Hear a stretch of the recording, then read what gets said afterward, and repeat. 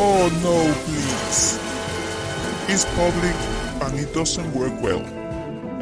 Although you can input the audio or you can select the character that speaks. The voices don't change. The voice will be that one of the original audio and not the character settings.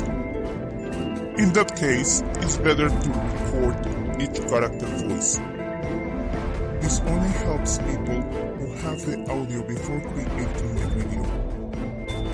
An improvement of this version is that it allows you to keep your audio private. You can also test the audio before you use it. You can select the title, the language, and the tags for your audio. Then you follow the normal process to select the background and characters. At the bottom, you can select the character that will speak. It would be fantastic, but it doesn't work.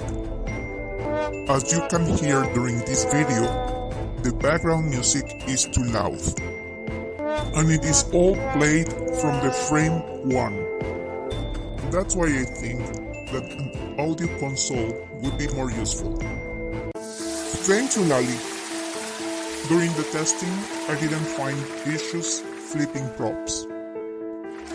On my profile menu, we know that there is an option to select the language to work with the app. But now, they also include an option to select the language to watch videos on the feed.